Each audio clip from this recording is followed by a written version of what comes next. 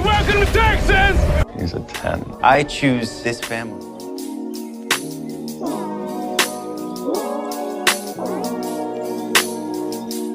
Hey guys, welcome to episode 164 of 911 Lone Star Roundup. I'm one of your hosts, Grace, and with me are my lovely co-hosts, Katie and EJ. Hello. Today, we're going to be talking about Season 9, Episode 10 of 911, which is titled Handle with Care. And as always, as we always say, we have so much to talk about, so we're going to get straight into things. And we open up with a very interesting, and Chim is having a nightmare. But we don't technically know this yet. I will say, though, as I'm out with you guys, I called it in the first shot. I don't know how. I called it in the first shot. I was like, this is a dream. It seemed to...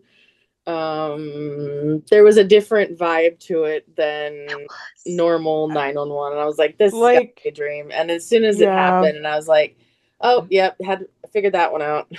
I feel like, I don't know if it's going to make any sense, but I feel like it was too staged, if you guys know what I mean. Yeah. Like it was I was gonna say it kind of felt like much. its own movie, like in itself. I feel like it just wasn't natural, and I feel like dreams aren't natural. I don't know how to explain it. Like I always know when it's a dream. Well, there are those moments where I wake up and I was like, wait, did that actually happen? I feel like that's very natural. But I feel like dreams aren't natural where they're so ridiculous and you're just like, oh, that's a dream. That's how I kind of felt about that scene. Yeah. My dreams are actually super realistic, but I know that a lot of people's dreams are like along this unnatural line. So I'm like, yeah. Anyway, yeah, it had this off feeling, but we don't technically know right away that it was a dream. And they're on the scene of this car accident, and basically everything's okay until Harry's just hit by a car. Okay, guys, you know what I said when that happened? You know what, in the Mean Girls? Because if anybody's ever seen Mean Girls, you know what happens. Even if you haven't seen Mean Girls, if no just one look up the knows meme. that bus scene, look up the scene. I have not seen Mean Girls, and I know that scene. Right. I didn't watch it for like the longest time. Like, and like all my friends were like, oh, I love Mean Girls, and I was just like, I don't get it, and still to this day I don't get it, but I did eventually watch it. But yeah, that's what I thought of when this scene, or when this part of the scene happened. I was like, what the hell? No, not Harry getting Regina George. Yes. And then Chimway wakes up by saying quotations, and Athena is yelling at him, saying he murdered her son. I was like, oh, okay. And I'm like, this part happened so fast that I wasn't immediately aware it was still part of a dream, but it was odd staging itself, like actually looking at it. So I'm like, that makes sense. And then he really wakes up, and Maddie is sound asleep beside him. And then when Maddie wakes up, she tells Chim that he's up early, and he says so is she. And she says how she promised G she would make pancakes, but Chim already beat her to it. He is being very productive in the kitchen. And he made them lunch and even made baby Bobby baby food puree. And I will say I'm really glad that they went the route of Maddie knows this has been going on. Like, he's not trying to keep it a secret or anything. Like, there's that communication. I like that. She's just like, what was it this time? Yeah. And so he tells her that he had another nightmare, and she reassures him as much as she can. Vibes of the episode established pretty quickly. So we go with Harry's first day, and he missed his own first day breakfast with May and Athena. So they brought it to because he literally was at the station at 5 a.m. Oh my god. Yeah, hours before he had to really be there. Hours. And I just, the scene with Hen was just the cutest. I love it. It just made me chuckle a little bit. And Harry gets there. So again, he got there at 5 o'clock. He stocked the rig, and Chim is like envisioning him cutting his hand off with the saw when he hears this. Like, it's a pretty wild time. I mean, it is his first probationary firefighter since becoming captain officially, so I can see why he's nervous, but he's also nervous because it's Bobby's stepson. Yeah.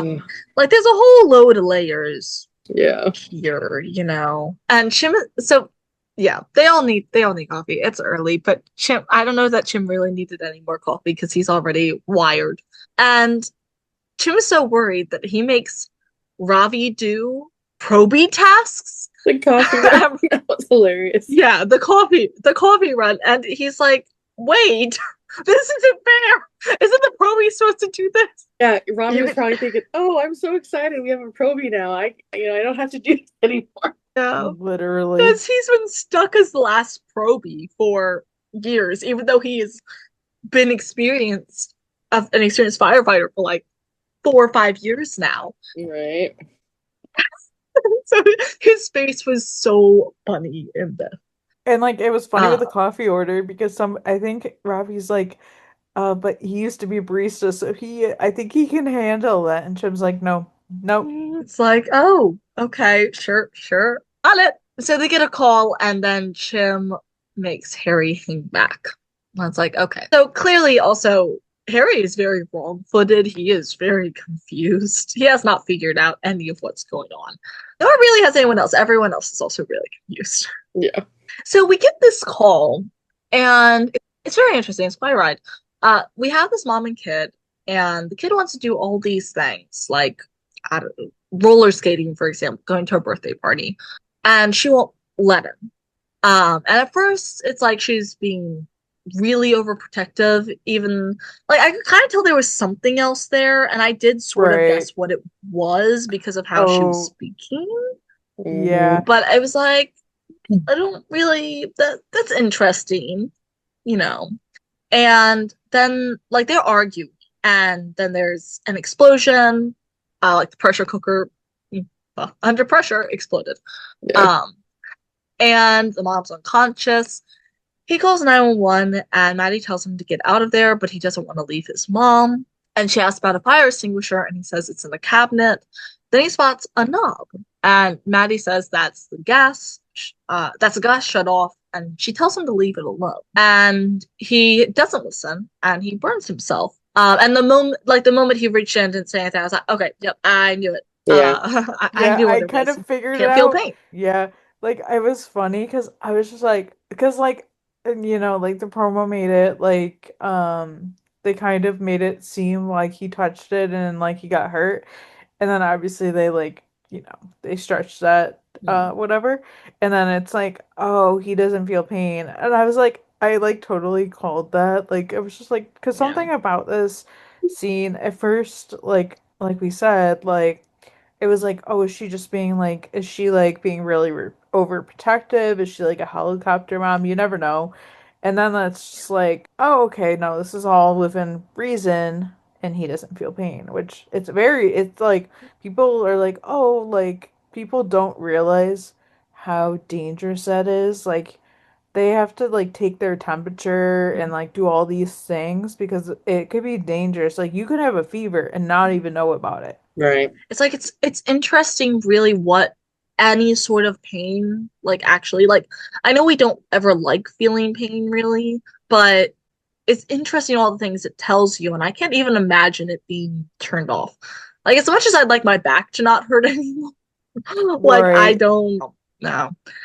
Yeah, I was like, it's either the no pain or they're going psycho storyline, but no, it wasn't that at all.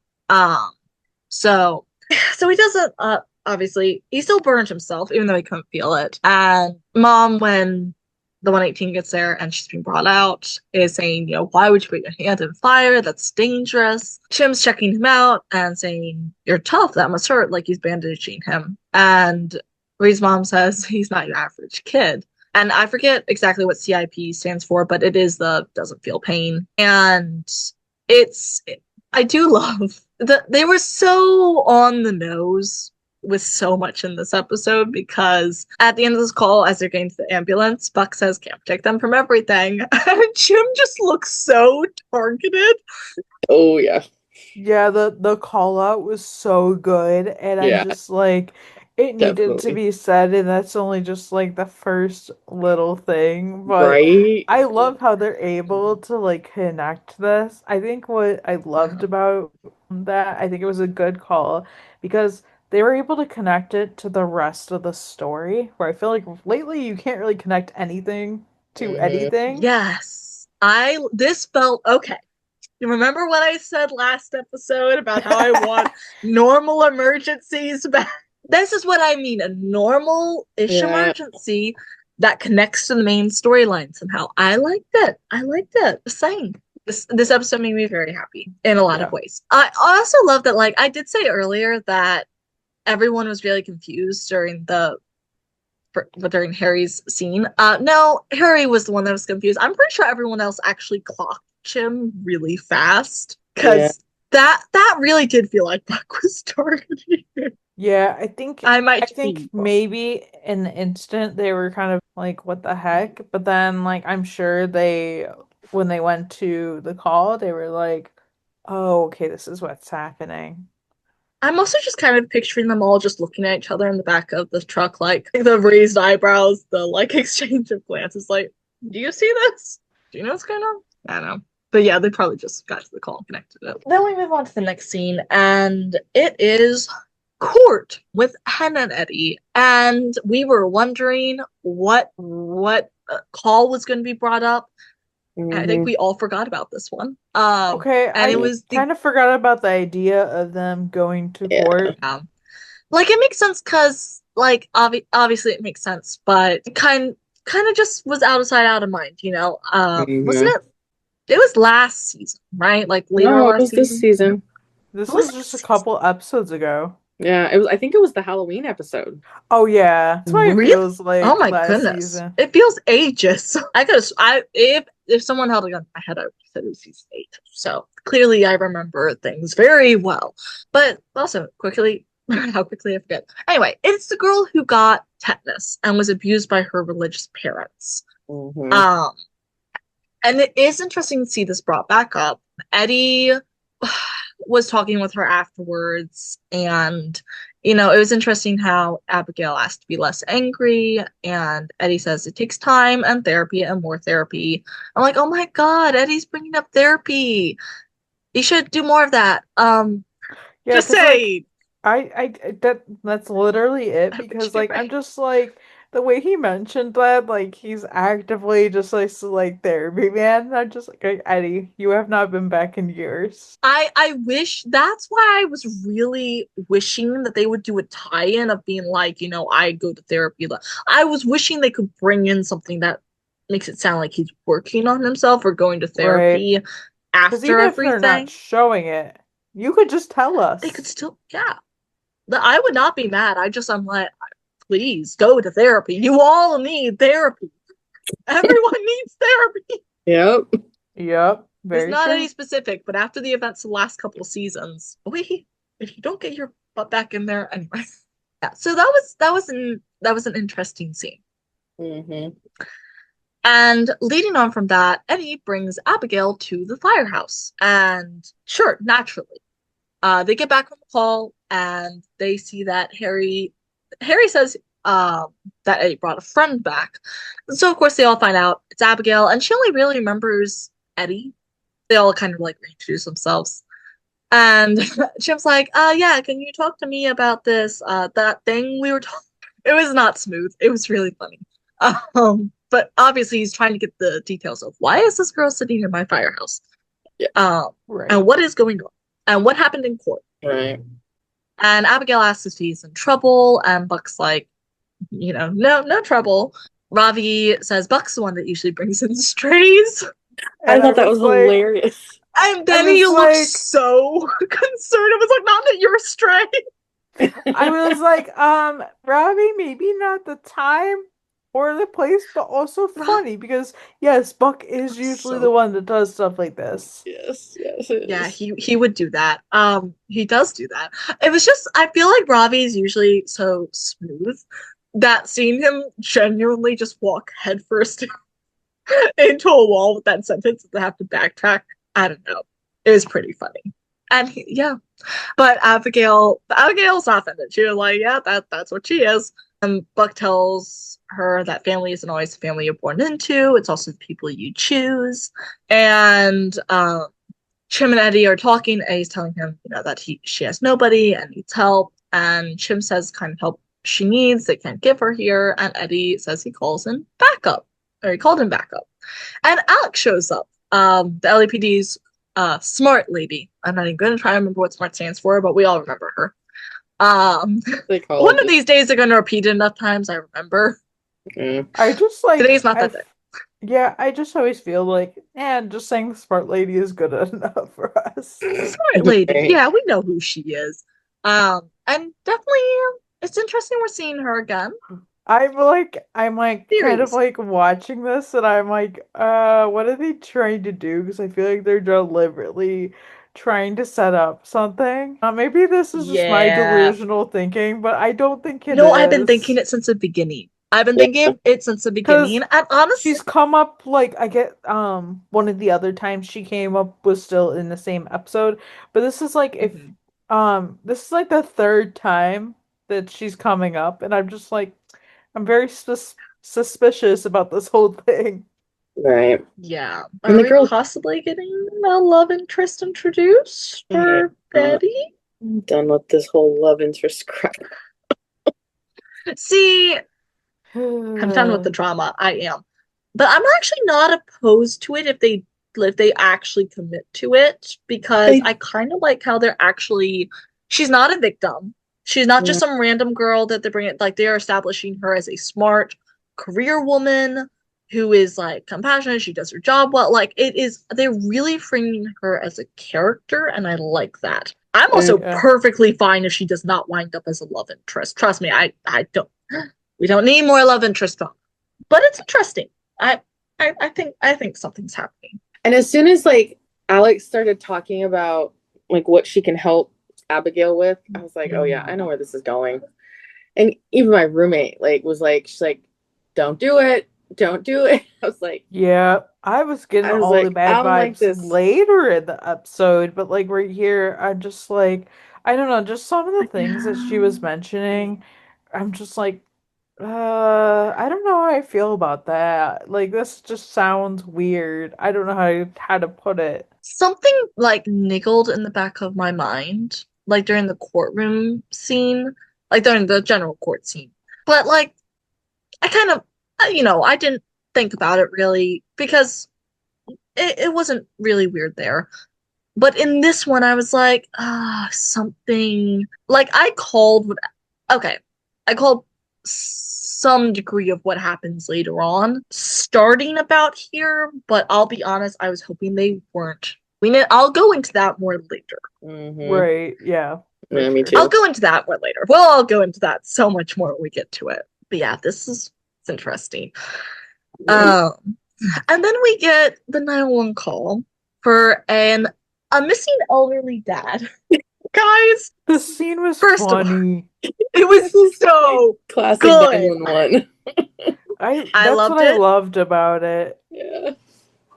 This felt like classic 911 the entire way through, and I loved that. Yeah. I have been missing that.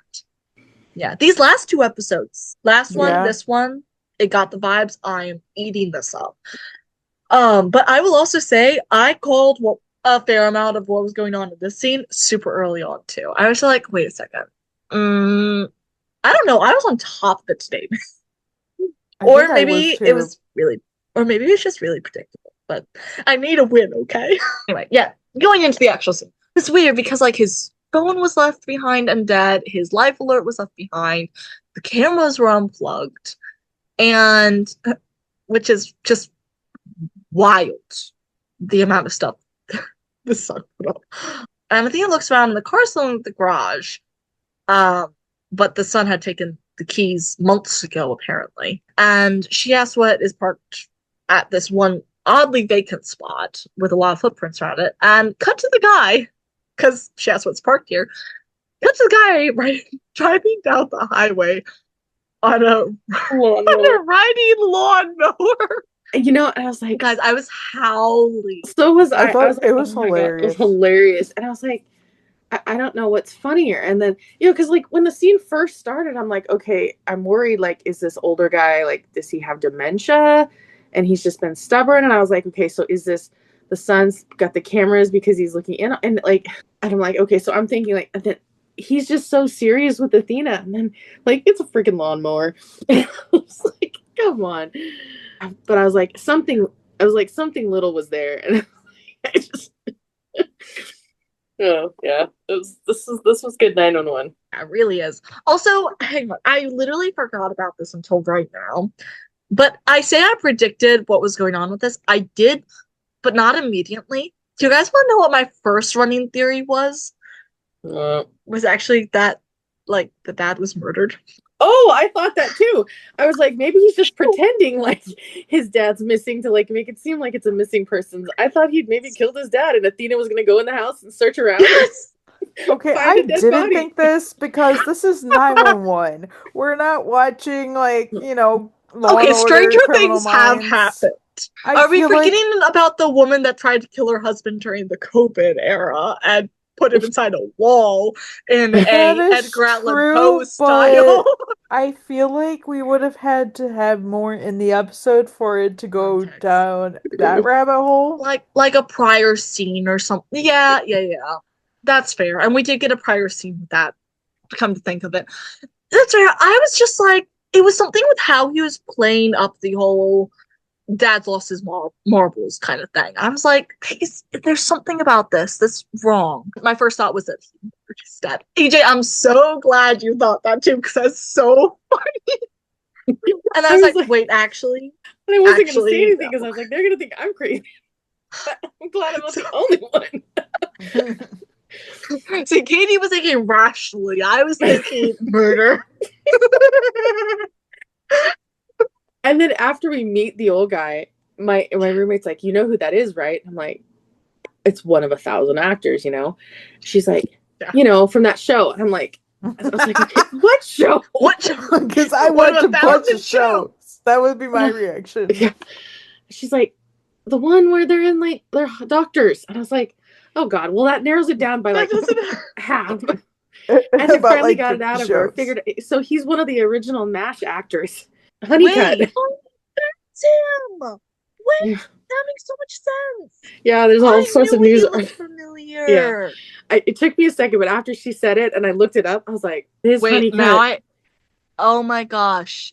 Sorry, I have to look this up. Yep. Oh my gosh, yes. It was lurking in my brain that he looked familiar, but I just thought I'd seen him like, I don't know. Like he was every other grandpa or something. Right? Because he's, older guys. Yeah. Oh my gosh. I need to rewatch MASH. Jeez. I know, it's been a while. I haven't watched it since I was like 14. But it was such a quality show. Anyway, thank you for bringing that up because I needed that. I wanted to make sure that we said that because I didn't know if we'd see him again in the episode. Obviously we do briefly. It was just I was like that. It was cool. But again, I think this was just a well-rounded Athena call for. She needed some lightheartedness. I think with all the stress it's been so heavy lately, right? So yeah. I'm gonna finish saying the rest of the scene. Right. Yeah. I just realized I still got a little bit to talk about. So Athena catches him and parks in front of him, and I love how like he's like, "Why are you talking to me like I'm on a milk carton?" She was like, "I see his son," and he's like, It's so funny. Which I understand because it's like, he's older, like he's got to be at least in his 80s, and like, a lot of people do take a lot of like states even like are going to where when you're older you have to retest for your license to keep your license. Because which I think is very wise. It is very wise. And my family is having to explain this to my grandmother because in one sense my grandfather is very like sensible. He doesn't want to drive far. He won't even go like outside like very many places outside even the zip code. Where my grandmother is like, "Oh, I drive fine." And we're like, "No. No, please, no." I understand, like, the sons, like, that kind of thing, like, taking away he took it too far, especially considering that, like, his dad is clearly present, Yeah. But, like, you can tell it wasn't malicious. He he probably saw one like forgetful moment and overreacted. Yeah. It happens. And it was basically the guy was riding his lawnmower to pick up his girlfriend from the airport, which was so cute. And another officer brings the girlfriend from the airport. Yeah. And I will say there are some scams going around of Yeah, people, because like, the son catfishing and had stuff. said that he got catfished, and the dad's like, "What?" And it's like, she's not real, which it could have happened. It could have For happened. sure. could have, yeah. It happens to people of all ages. Mm-hmm. People get scammed. And things are like, dude, we get scam calls at my work all the time. It's not romance scams, obviously, but it's sometimes hard to tell. I hand them to managers. But some of these are getting scarily good. It's no longer the Nigerian prince needs your $50 era. Anyway, also I do love that basically dad was like, unless you want to be scarred for life, you're gonna leave the cameras on tonight. I was like, keep on, dang.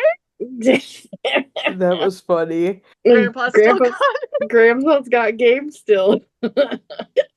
Also, like, his girlfriend is this beautiful older woman. I'm like, okay, Bill, damn, I respect your game. Leave some for the rest of us.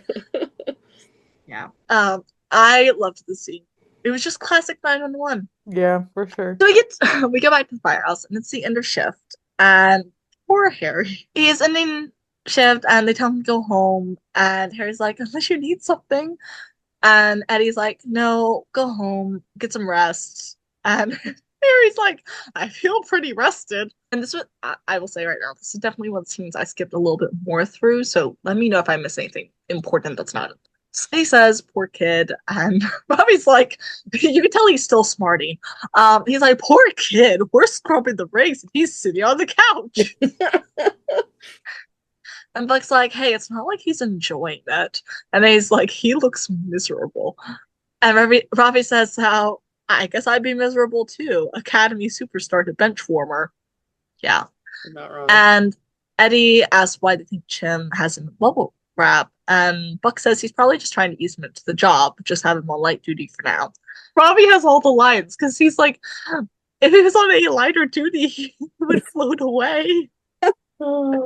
And Harry says, someone needs to talk to Chim. And Robbie's like, good idea. And they both just look at Buck. And Buck's like, I'm not doing this again. No, it was just so funny the way he said this. Because, like, Buck is not paying attention to like, them. He has no direct eye contact. Then, like, probably, like, let's just say 2 minutes later, he looks at them and he sees all kind of their faces. Because at first, Eddie's staring him down. Then Robbie starts staring down. And the way Buck is just like, no, I am not doing this again. I am not my brother-in-law's keeper. Okay, that was like probably my favorite line of the whole episode. So I just had to make sure it was done right. Yeah, that was so funny. Yeah, he was so indignant. He's like, no. Honestly, so Robbie says somebody needs to be.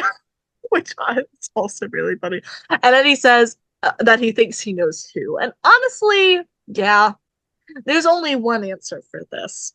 Yeah, I think we all knew where this is going. I think everyone had the same idea. Mm-hmm. And then we cut to Hen, and it's like, Hen! I love how, okay, I just want to say something. That I love that last episode we were going on about, like, you know, the veggie jello molds and the gluten-free, salt-free, everything free.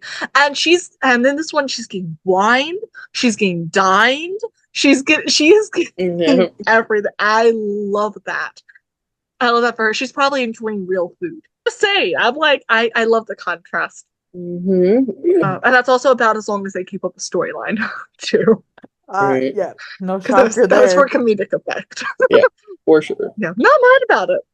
But he shows up to her house with wine, and immediately she opens the door and says, "We need to talk." And Chip's like, "I was afraid of that."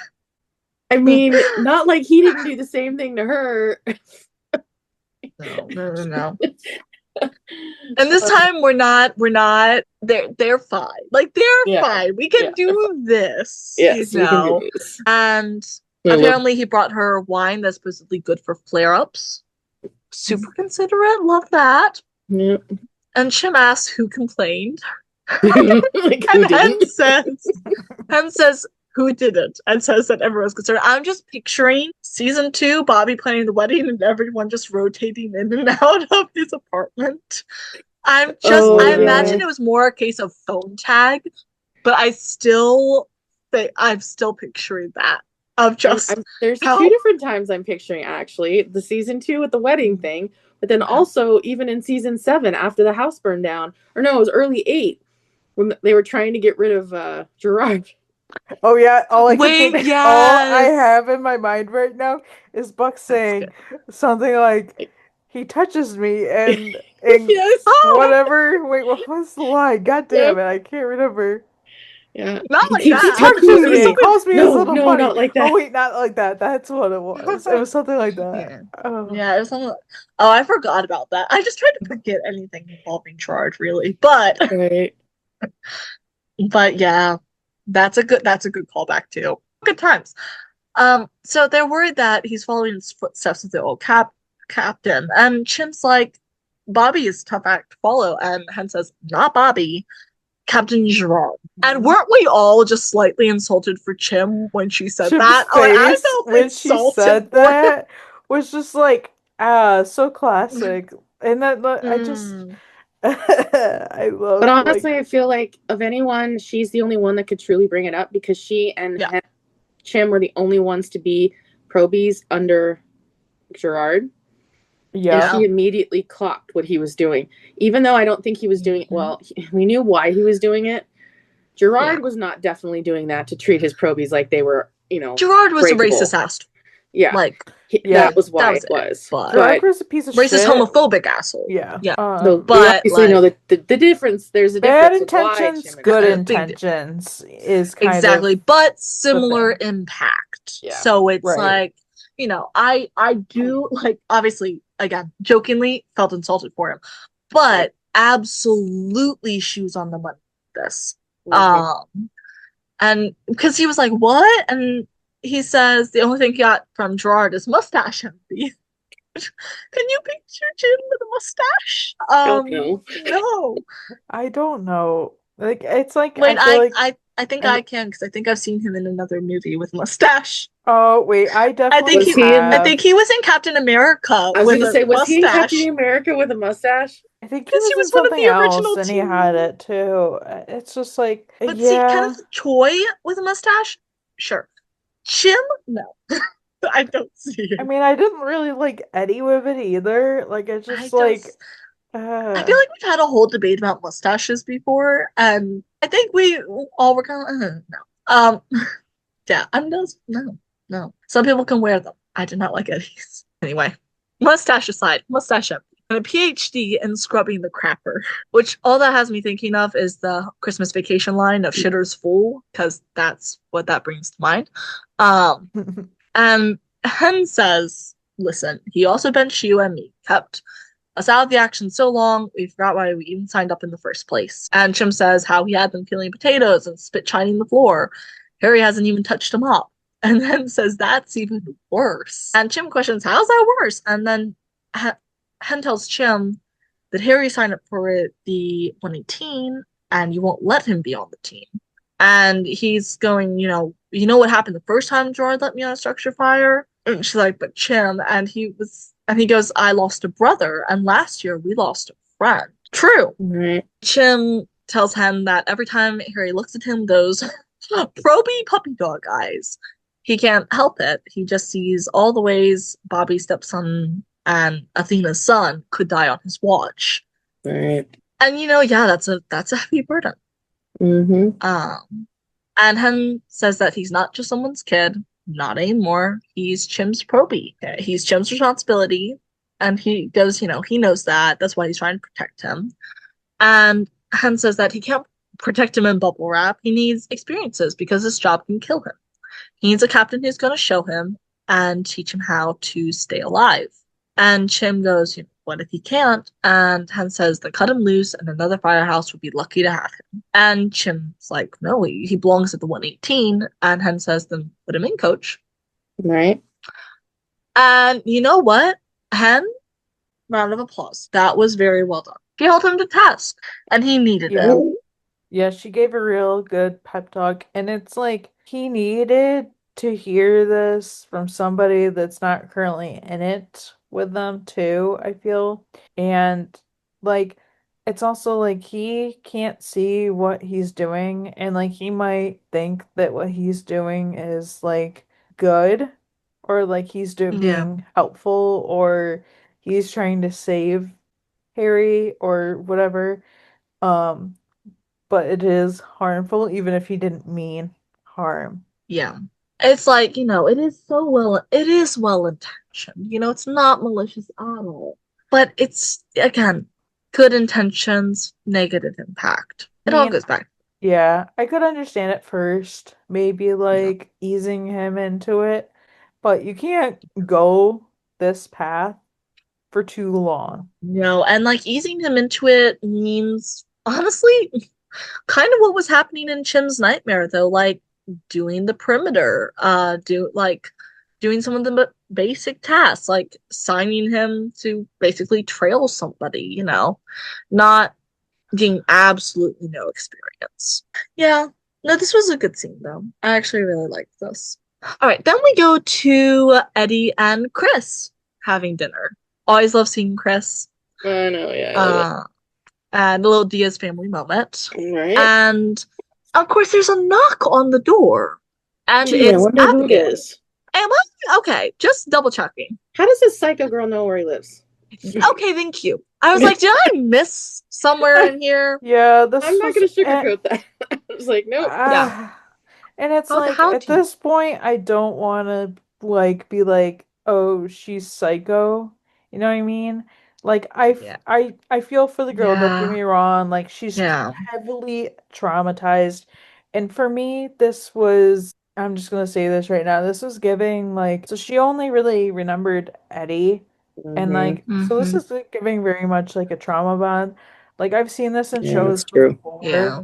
where like somebody saves like a victim from whatever the accident or whatever the trauma is, and then they're like fixated almost on that person, like they only want to see that person, they get really attached to that person, like they don't want to be away from that person. That's kind of what this was giving, and like I feel bad, but like oh, so many things about this scene were just giving me, I don't want to say like the ick, but I was just like I was so off put by a lot of things, and I was getting such weird vibes, which I'll explain when we talk more of the scene, but I just Yeah. had to say that right off the Yeah. bat. No, you're right.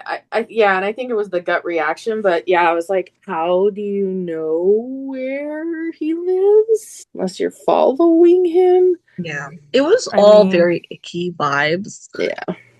Um, because it's like, yeah, sure, she's got a lot of commas, sure, she's got like there's a lot of stuff. I'm not ignoring that, but it's all like it still comes down to the original question of how do you know where he lives? Like there are boundaries being crossed here yeah, which significantly. clearly that's something that she does not comprehend.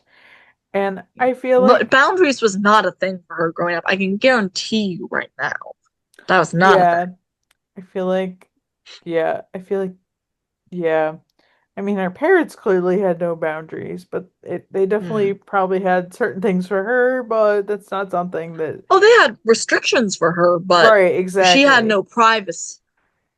Right. There were no separation between. So she sits with them to have dinner, and Eddie's cleaning dishes, and she comes in the room and she tells him that her parents got acquitted because, of course, they did. I'm not even going to get into that right now, but yeah, of course they did. She's crying. She looks steady for comfort, like just Hmm. straight out hugging him, and he does for a second. He asks if she's okay to drive back to Pasadena, and she says, But the way he um, starts saying it, she's almost assuming that he's going to invite her to stay the night. Yeah. She's Which, like, oh, yeah. Yeah. yeah. It was very awkward. Yeah, this I it just it was so like so many weird vibes from this, like the way he was asking her. Like I understood what he was doing, Like he was asking, "Oh, are you okay to like drive back?" Like he was not He inviting probably would have her. driven her back if, like, that was probably what, Right. like, do you need me to drive? That was like the question he was asking. Mm-hmm. And like, I'll definitely like, he was being appropriate. He was being respectful. Like, clear, like he wasn't doing anything wrong. He was walking a very tight line in this scene, but it was very icky. Not on his Yeah. part, just in general. Because she was talking about, how she can sleep on the couch, like I'm not posing. And Oh, that was weird. yeah, I'm like, is she looking to him for protection? Is she infatuated with him? Like, is this a Right. like how is this manifest? Also, this girl is like freshly 18. So I think she's it's still 17. no, she said she was 18 in the courtroom. Mm-hmm. In the courtroom scene, she said she had just turned 18 because he Um, asked, "What aren't you in the foster care?" And she's like, "All right, oh Joe." yeah, You're yeah, like, yeah. yeah, we got the birthday card. Yeah. Yeah, yeah, yeah. Oh yeah, no, I remember Uh, that because she got kicked out. Yeah, yeah. Yeah. So I'm like, yeah, she's for. I was like, I don't like any of this.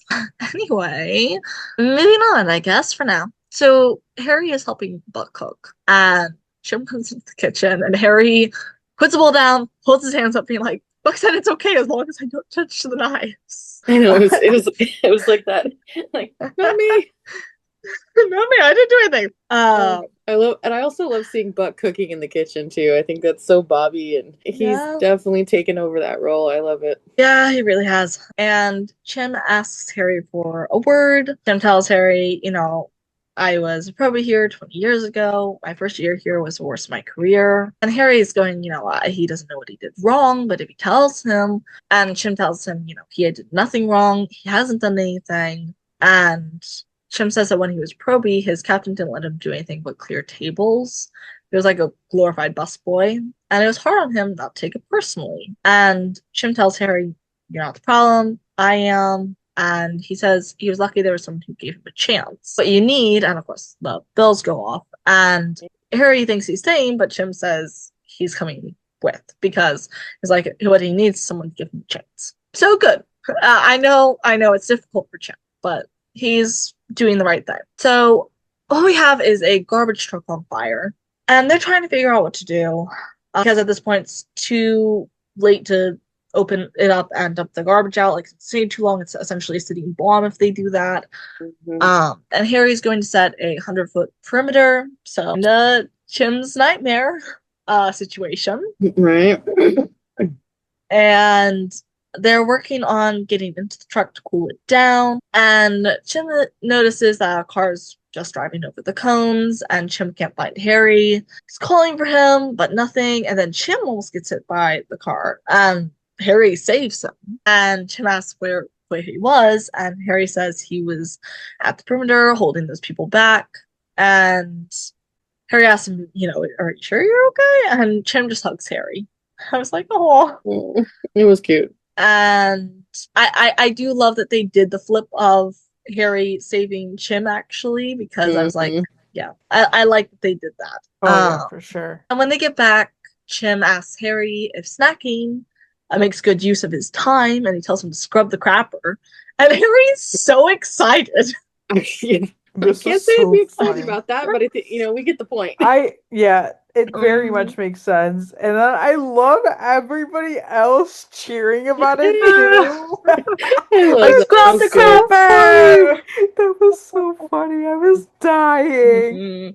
Yep. Yes. And he's welcome to the 118, kid. There we go. We just had to get it in order. And then this family scene when Maddie gets home, Chim's playing with G, and it's so cute. He's Datasaurus Rex or whatever he said. And he tells her that Harry has what it takes. And then casually is like, plus he saved my life. And Maddie's like, your life was in danger? Right. That was good. That was so funny the Yeah. way that all like it was just like so casually. I definitely feel that because there's things where my dad would have done that. One time I remember, I can't remember exactly what it was. We were in the car and he just so casually goes, "Yeah, so I had like I don't remember what it was. maybe like a blood clot or something. And I'm just like, what? You're just so casually telling me this right now? Right. That's wild. Love the occasional lore drop. So we also get the mom and kid from the first call at the park rollerblading, and she lets him do it on his own, which I'm like, oh. And after Harry's first day, he gets home, and Athena May got Harry something that they were going to give him before his first day, but he left the house before they got up. And they give him Bobby's old knife. And they thought he would want it, and Harry loves it. And then Athena says this is a second gift of what Bobby would get for you. And it was his own knife, because Bobby would want him to have his own and be his own man, which I loved. I loved that. Symbolism. Yeah, it was very good. Some symbiogy. Yeah, I loved it. And I don't understand how many people I saw that were so confused. They were like, why does Harry need this knife? And I'm like, guys, do you not remember in season one with the girl, like you remember the pool scene in season one with Buck and Abby where I think it was like the girl with like the power lines or whatever it was. And We're in like the pool. and yeah, exactly. And so then Abby's like, "Oh, well, you're a firefighter. You carry a knife." And so many people were confused of why they need a knife. And I'm Yeah, just that's like, one of the most basic essentials. I'm like, why are we confused on this? I was just like, Right. guys, how many times have we seen said knives referenced in this show? I'm sure they Guys, pulled them out plenty of my times. kitchen manager carries a pocket knife. It's, for one thing, it's not that weird. Oh, Also, especially when I'm going out and camping and doing other things where I'm going to need it. It's useful. I know. Yeah, no, you know how many of that annoys me. It is literally so basic. Literally, I didn't understand the confusion. You can but maybe ask that if it was I maybe ask that had if it was a hair clip or something, because he doesn't really have hair. But a knife, Right. Like I was like, why are we so confused on this small detail? And I was just like, I thought it was funny, so I just thought I'd mention it to you guys because I'm sure you're like, what? definitely a little baffled. Yeah. So we want to round out the scene by saying May saying he would be proud of him, and Harry says that he wishes he was here, and Athena says he is. And I just loved this whole scene. I know that It was so cute. Yeah, especially that part scene. It was very sweet, but also like just like oh, it chokes me up. And then we get our final scene. All of us, I think, to some degree, knew it was going to happen in some way, shape, or form. And it's Chris done with school and getting ready to get on the school bus, and Abigail shows up. And Chris is like, "What are you doing here?" And she says, "Your dad is busy at work. He asked me to come get you." The way I called this, guys, I was just like, I knew So this mad. is gonna. Well, So I dumb. didn't necessarily know when we got the preview scene this is gonna happen, but when we got the school scene, I was like, this bitch is gonna show up, isn't she? And I'm just like, oh, I got such a bad feeling from all of this. And I'm just like, and I'm just like, Chris, run, run. As fast as you can. So it's just like, and he doesn't even know her. And it's like, No. I get I it. do think it was odd that he's met her once. Yeah. And he willingly gets not blaming Chris at all. He is a kid. He believed her. That's not his fault. I did think it was odd that he would get in the car with someone he's met once in a very odd medium circumstance. I feel like too. as much as we want to be like, why would he do that? It's like definitely like pressure of because you don't know what's going to happen. You don't know that does she have a weapon? If he doesn't go, is she going to threaten him? Not to say that I think she would, but you really never know. Even anybody wouldn't know. Also, I am wondering if we're going to learn more about if it's not going to be a simple situation of him getting in the car with her, because it definitely felt like one of those very chopped up scenes, because we go from that to Chris being in the car with her. Right. We don't know if anything else happened in the meantime. Maybe he did get in because he trusted her, again, not his fault, or maybe there was a little bit more coercion. So yeah, very odd. Yeah, I wasn't sure exactly of this scene, obviously. I kind of knew what was happening when the school thing opened up, similar to you. But I was definitely like, okay, we're gonna get like a whole stalker thing here or something. Like it's Yeah. gonna be It's either going to be like exactly how we expect it or not as dramatic as they're making it seem. It's either going to be like mm, no big deal or like a huge deal. Yeah, I was pretty I wasn't quite sure. I mean, and again, like how do you know where Chris goes to school? Because you were there at his house for like an hour, maybe two at the most. There's no way that you had enough time to figure all that out. So she had to have been somehow following him or them. And I was like, I mean, it's depending, it's not that hard to figure out certain things about people. She obviously knows right. Eddie's name. I but like think has she had enough exposure in general to know how to use the internet to stalk people or something? Because like it's not that hard to find someone's name, address, all that. It's not if you know how, but I get the impression she doesn't have a lot of experience in that. I think Like she's not uh, specifically stalking, but just in general. I don't know. I think not saying that anybody's saying that she's stupid, but I feel No. like she was trying to get away with her parents and like do like college things. So I feel like she's really smart and she's a lot Yeah. smarter than I think I people was maybe probably thinking expect. naive. Maybe she's Yeah, more street smart than we know. like I don't think I don't it doesn't seem like one of those things where it's like because I've seen things where parents had like basically like isolated their kids from the outside world, and so then these kids don't even necessarily know like what like things that we would know are like there was one like a true story, and then like the kids were basically isolated from the outside world, and then like the one girl like escaped and she didn't know like the simplest things, and like they would say like about an iPad and she had no idea what it was. So I don't feel like it was that. I think she knows. So it's Sure. gonna be interesting where they take it. And I'm like, we have like 3 weeks to wait until we like find out. I had a feeling they were gonna end. Well, it was either they weren't gonna end this in like a cliffhanger, or they were going to make this like make us wait and make the wait. Like, I'm not like it's funny because I'm not like too worried about things, but I'm also like, what are they doing? Yeah. Like obviously it's ultimately all gonna turn out. Like that's just how it's gonna be.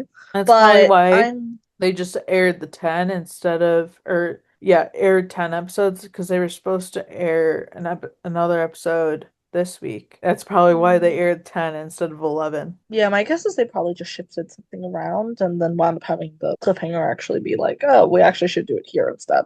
Right. I don't know. What are our well, we're not gonna know what happens for 3 weeks. So we've got time. But what are our thoughts on the episode? What do you guys think? Okay, so I really liked this episode. There were a lot in it that was good. Very interesting with a lot of things. I'm glad Hen was able to like talk things through with Jim. To, like talk some sense in him, be like, hey, you're doing this. I know you realize you're not doing this, but you are doing this. And Mhm. I loved like Buck's reaction. I think there was so much like yes, the dialogue was great, but like there were so much things that were unspoken, like their facial expression. They were so great. Even in this episode, like I just want to go back Mhm. to watch that again.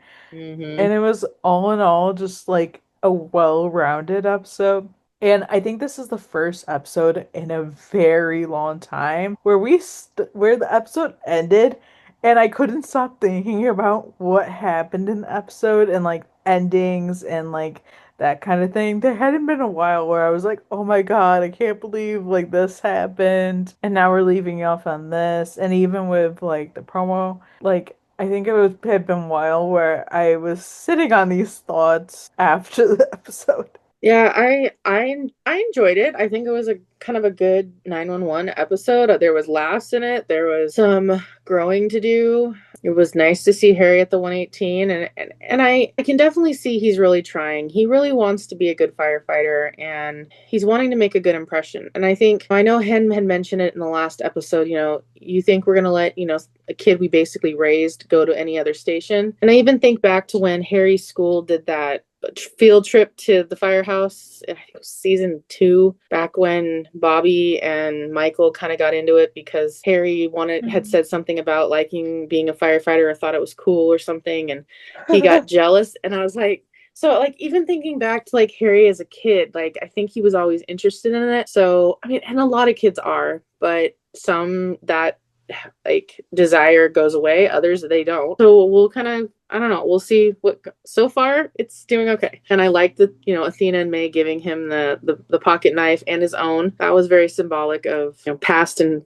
present and moving forward. This is the first time, one of the first times that I think we've actually had a case where they've had to go back to the courthouse and it didn't have anything to do with them being in the wrong.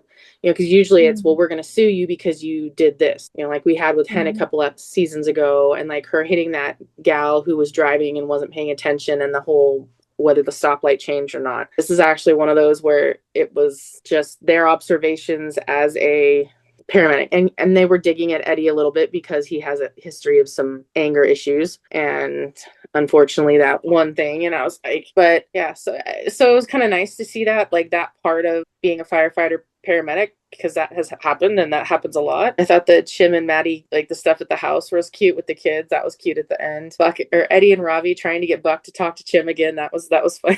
I just like it. There's like the Three Musketeers. It's just, they have such a good dynamic. Like I love it.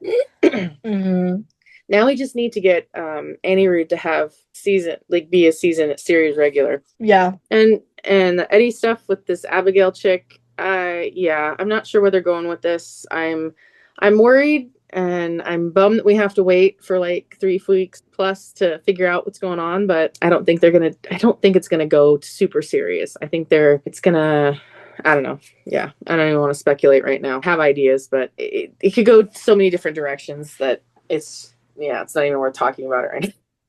Yeah, it was a good episode. I did love the episode, actually. Again, it reminds me a lot of older 911 and this episode, last episode. They both do. That's why I love them so much. I loved all the Harry stuff, you know. I think you guys said it very well. It's good to have him as part of the 118.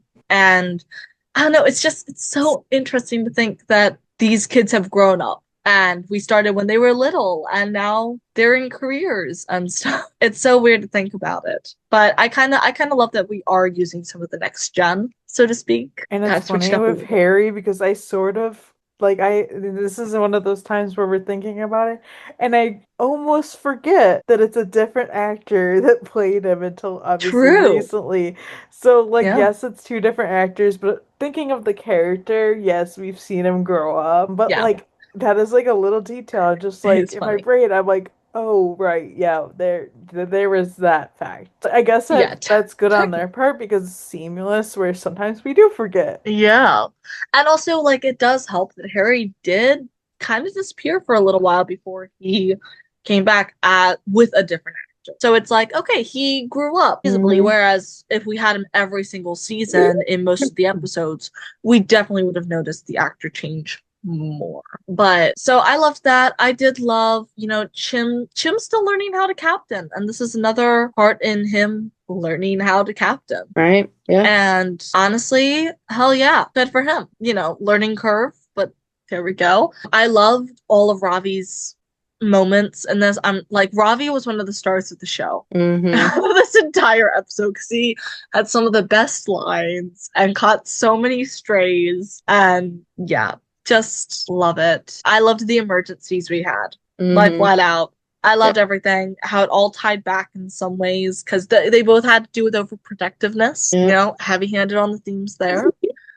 So I was talking about this before we started recording. I'm so kidding, EJ, that I hate court scenes. I do. I hated the Hen court scenes that were in previous seasons with the whole, whatever she was, the mayor, or yeah. Hated all that. I just hate courtroom scenes in general. I don't know what it is about them. I just can't usually deal with them. But this one actually wasn't too bad. I'm glad I forgot that it was going to happen until it was happening, because otherwise I probably would have psyched myself up about it, but it's fine. I'm kind of mixed on how I feel about this storyline. And we're going to see obviously what happens in a couple of weeks, how they're going to conclude the storyline with Abigail and Chris and all that. But I think how do I want to word this? I think you can trace a lot of criminal behavior of various different kinds back to some kind of abuse in their own lives, some sort of mistreatment. There is high precedent, but I'm always really wary of it in shows and books because I think framing abused, like people who have been abused, as abusers themselves or criminals themselves is a really dangerous line.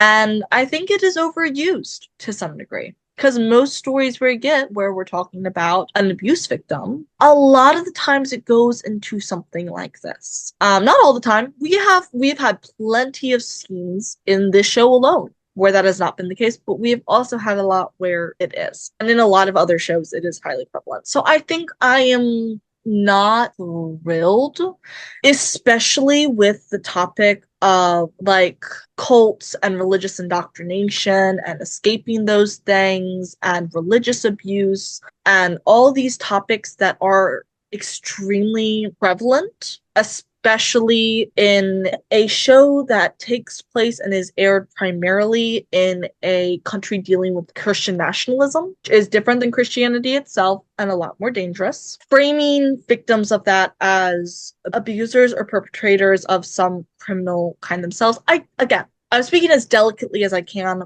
but I think it is an interesting way of going about things. Is that me possibly reading a lot into it? Yeah, but that's kind of where I'm coming from. I'm a little shaky on how I feel about the storyline overall. Yeah. And I'm not really going to know where I stand on it until we finish it. And I see how it finishes. Yeah. Like, I do wish they went about this differently. Obviously, they were trying to leave with a cliffhanger and make something so, like, they wanted shock value, which is fine. But I wish they could have just had a normal storyline where, Eddie kind of helps guide her, and it's not this weird thing. Like, obviously, like, that's what she remembers from being saved is Eddie. And they could have made it just, why couldn't they just let it be that? And why did they have to make this into now this kidnapping thing and into this whatever? Doesn't matter how it ends up. Like, I just like, why couldn't they have been like just not gone full cuckoo on this? Because I just, I was like, I wanted to be like, oh, this is great. Like, they're actually like following through with something, because there's times where things could have been brought up again and they choose to just not bring them up again, where they actually were sort of following through. And I'm just like, why did we have to go in this direction? Like, yeah.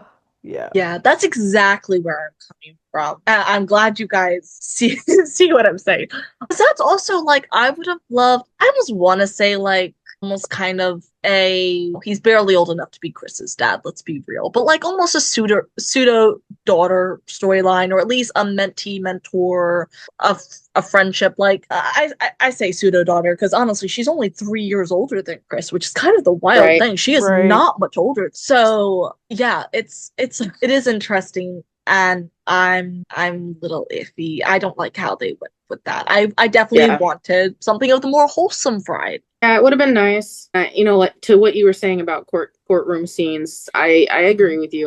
There's certain ones, and I think for me it's a lot. I don't like a lot of confrontation, and sometimes those lawyers can definitely like get very confrontational on purpose because they're trying to trip up the witnesses and the people they're interviewing so they can slip up and make it go pro or against their case. So there's reasons why they do it. Yeah, it's definitely.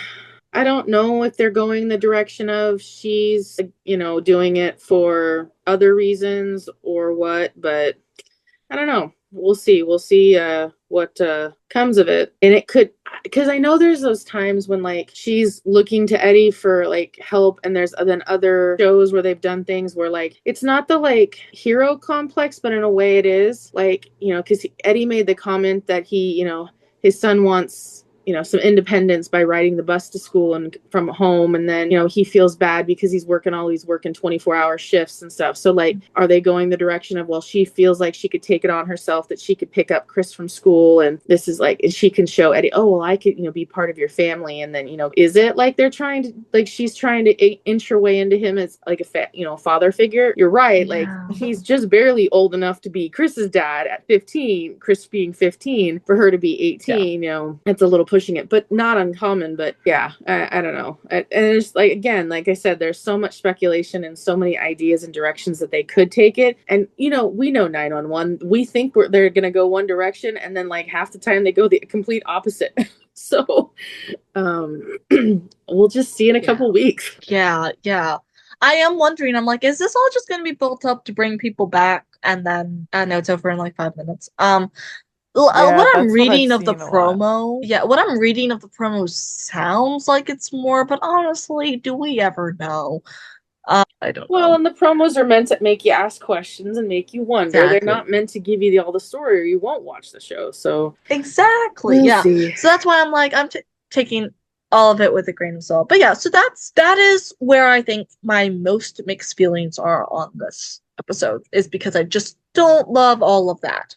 But overall, it was good. I wanted to get that off my chest. So thank you guys for listening to me bumble my way through that. Very good. And now, would one of you like to do the promo? I feel like our bit should just be like, Katie, go do the promo. Yeah. Katie, thank you. One of these days, I'm going to come on and go, guys, I watched it. And you're all going to be like, are you okay? I was thinking about that one of the weeks, and I was like, that totally should be our bit where somebody just goes, hey, Katie, you want to talk about the promo? Right? Yep. Anyways, I will talk about it. Okay, so here's our promo. So we have Eddie stopping the bus driver, asking where Chris is, and the bus driver says he never got on the bus. And then bringing Athena, and Athena says, like, kidnapping, and Eddie says maybe Abigail has been following him, and Athena says that's real anger here. Then we see slashing of tires, which I'm very, whatever, that's just something. And then Eddie's like mad, and he says he knows wherever his son is. He is terrified. We see Chris, he physically looks fine. And then we see Athena show up somewhere, identifying herself as LAPD. Then we can't just end off there. Karen and Hen are in the car. Hen is driving, which is interesting to me. And Karen asks, do you still have a future at the 118? And Hen says how she wants to go back. And then they are hit by a car, and their car kind of spins out and then falls on the side. And I'm just like, of course. We couldn't just have like a kidnapping that had to throw a car crash right in there. Right. Typical 911. Like, I feel like we need to diversify some of the trauma that's happening this season. I know we're branching out to like Eddie and Chris, but so much has happened to poor Hen and Karen and Athena. I know, like, Hen's already going through enough, and it's just like, I can just imagine in the writer's room, I know that Hen's been through a lot, and she's going through this illness, but I don't know, how about we put her and Karen in a car crash? That'd be a great idea. Guys, I never thought I would say this. And we can keep this as a bookmark on the first time I think I've ever said this. But maybe Buck can have another accident one of these times. That's good, yeah.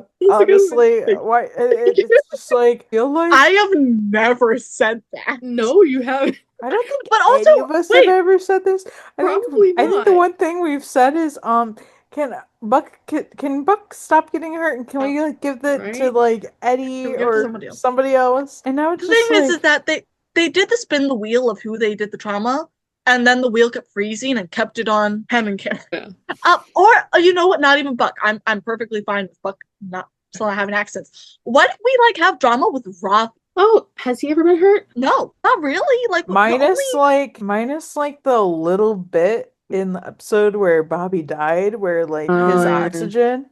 But like he was like, that was just a little moment in a big episode. Yeah. Even in the bridge clap scene, he was the best off out of all of them. Like, actually, let's have some Robbie drama. Let's have some people pulling stakes for Robbie and like helping him. I need to just like rewatch the show and like tally each time he gets hurt. Yeah, the trauma trauma tally. I kind of want like I to have do a that, like whiteboard as a right fun there. little game. You should. Oh, gosh. Yeah, actually, my vote is for Ravi. But let's throw him into hazardous and non-lethal incident. Do they just have a wheel and they put everyone's name on it and just spin? Oh, they're gonna get hurt. Oh wait, never mind. They're gonna get hurt too. But It's they like in the put middle. they put Buck's name in like 20 times and Probably. Ken's in like 15 and like Ravi's once. I was gonna say even like hurt Chim or Maddie, but they've gone through so much in recent seasons. I think we need a break on that as well. Like let just something else. Yeah. Also, I'm like, why?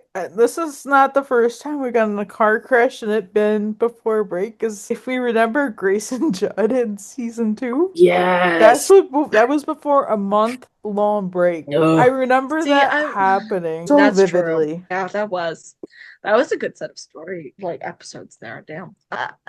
What I was thinking is that I think Hen and the ambulance is enough car crash for the entire show. Yep. Just that, I feel like really doesn't get touched much at all, which is fine. Like it doesn't actually really need to. But in this instance, I'm just like, I feel like there's someone else we could use. Someone spin the trauma wheel again, please. The only thing I could think about with the whole Hen thing, though, so we saw in the last episode she was in a wheelchair, but was working on getting better. Then we see this episode she's walking with a cane, so it seems like she's improving. So I'm wondering if this timeline wise, I'm wondering if this is far enough out where they're slowly making it look like she's getting better, and then maybe she's trying to get cleared but doesn't know, and she's nervous, and then this is the accident. Because I remember seeing some sort of off, I think it was behind the scenes of filming of this I think it was the car accident, and she's getting out and putting gloves on, and so it's I'm wondering if this might not be her way of deciding if she's ready to go back to the 118 or go back to work by having this, and her having helping with them on site or on scene when everybody comes to help. I don't know. Is there going to be a progression parallel to her not being able to do CPR originally? That's kind of what I'm thinking. Maybe help's delayed and she's the only help that this person has for a little. Because one of the big signs she had was the shaky hand, and she couldn't even put an IV in or help with a baby delivery and stuff. So this might she might well, I want to go back, but I don't know. And then this happens and it gives her an opportunity to see, oh, I'm better enough that I can do this. Maybe I can go back. So I don't know. Yeah. It will be interesting. It's gonna be very interesting how it plays out. Yeah, for sure. Yeah. We have a whole few weeks. Mm-hmm. But yeah. All right. Thank you guys so much for joining us and listening. Be sure to subscribe to wherever you get your podcasts and check us out on YouTube. For more, visit 91LSRoundup.com and follow us on socials at 91LSRoundup. We are on Facebook, Twitter, Instagram, Threads, and TikTok. And of course, come join us on our Discord. The link's down below and on the website. You guys can follow me, Katie, at For the Love of Charlos on TikTok, Instagram, and Threads. You guys can follow me, Grace, at RonanRafa911 on Instagram and Threads. You can follow me, EJ, at EJ8302 on Instagram, Threads, and TikTok. See you next time. Bye.